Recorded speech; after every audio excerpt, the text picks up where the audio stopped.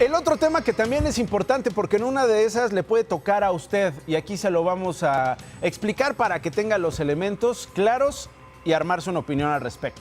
Diputados se confrontaron por la aprobación de una reserva del dictamen de la llamada Ley Nieto que eliminó la facultad de solicitar extinción de dominio a la Unidad de Inteligencia Financiera de la Secretaría de Hacienda y Crédito Público. Ayer legisladores del PAN, PRI, Movimiento Ciudadano y PRD se burlaron del coordinador de Morena, antier, Mario Delgado, quien con evidente enojo reclamó a la mesa directiva que preside Laura Rojas, del PAN, por abrir el tablero únicamente 3 minutos para la votación de la reserva que presentó la legisladora de su mismo partido, Lidia García.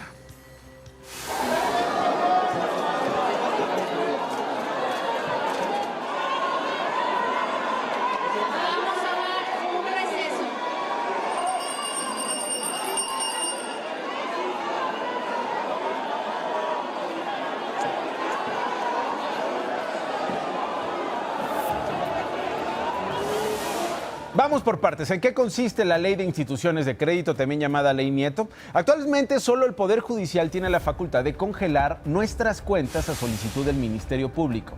Pero si se aprueba que esta ley pueda tener los dientes necesarios para hacerlo por sí misma, se estaría dotando con más armas a la Unidad de Inteligencia Financiera de la Secretaría de Hacienda y dar así el congelamiento y paso también a la extinción de dominio de recursos. ¿Qué es la extinción de dominio? Es la pérdida de los derechos sobre un bien cuando proviene de un crimen o se utiliza para cometer algún delito. Aquí el asunto es que aunque no le comprueben que cometió un delito, la presunción de haber cometido ese delito sería suficiente para la extinción de dominio.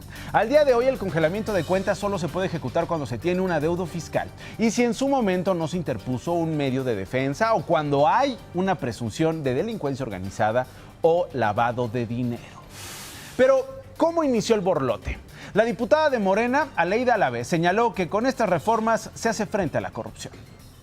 Forma parte de la lucha contra la corrupción y la violencia que azota a nuestro país, pues no es solo la fuerza letal con la que se ha de hacer frente a la delincuencia organizada. Los del PAN consideraron anticonstitucional y una violación al debido proceso. No tiene por objeto generar un procedimiento para que la autoridad respete a plenitud los derechos procesales, comenzando por la garantía de audiencia de quienes sean incluidos en la lista de personas bloqueadas. En el ejercicio de las funciones de combate a los delitos de financiamiento al terrorismo, operaciones con recursos de procedencia ilícita.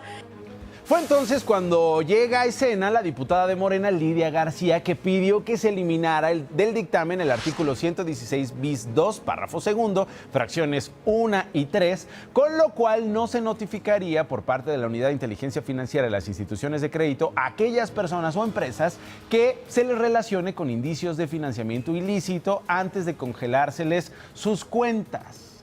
La reserva se aprobó por 225 votos a favor, 223 en contra y una abstención. Y esto, pues bueno, se le fue de las manos a la coordinación de Morena en la Cámara Baja. Mi reserva va en que le notifique por escrito, porque no dice cómo, ¿sí? Y que sea la autoridad, que sea la Unidad de Inteligencia Financiera. ¿Por qué motivo? Los bancos no tienen el carácter de autoridad. Y entonces, ese es un motivo para que los ciudadanos que se amparen, ciudadanos o delincuentes o quien sea, ganen el amparo, porque se está violando el debido proceso. Esto es importantísimo porque nos puede alcanzar en cualquier momento a usted o a mí. García fue tajante en negarle más poder a la Unidad de Inteligencia Financiera. No estoy de acuerdo de darle más poder a la Secretaría de Hacienda y Crédito Público a través de la Unidad de Inteligencia Financiera. Los narcotraficantes no meten su dinero a los bancos, ¿sí? O sea, no es protección a ellos, es protección a los ciudadanos que hay muchos en este momento con cuentas bloqueadas.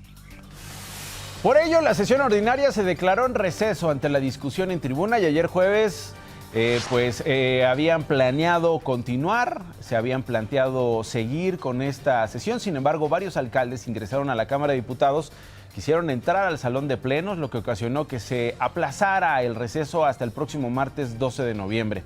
Queda pendiente entonces el destino de esa reserva al artículo 116 bis 2, que es la esencia de la ley Nieto. ¿Cómo nos afectaría a todos los ciudadanos la aprobación de esta ley? Mira.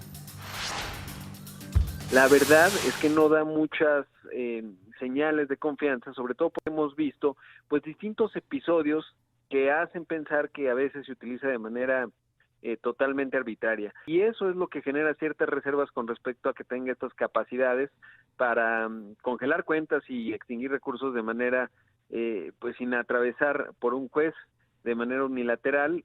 Tendríamos que esperar a que demuestre más la unidad de inteligencia financiera, que no va a ser utilizada con fines políticos o de otros tipos que no tengan que ver con el crimen organizado, para poder darle el voto de confianza. Le vamos a seguir contando. De Pisa y Corre con Nacho Lozano, lunes a viernes, 8 a.m. Participa en Imagen Televisión.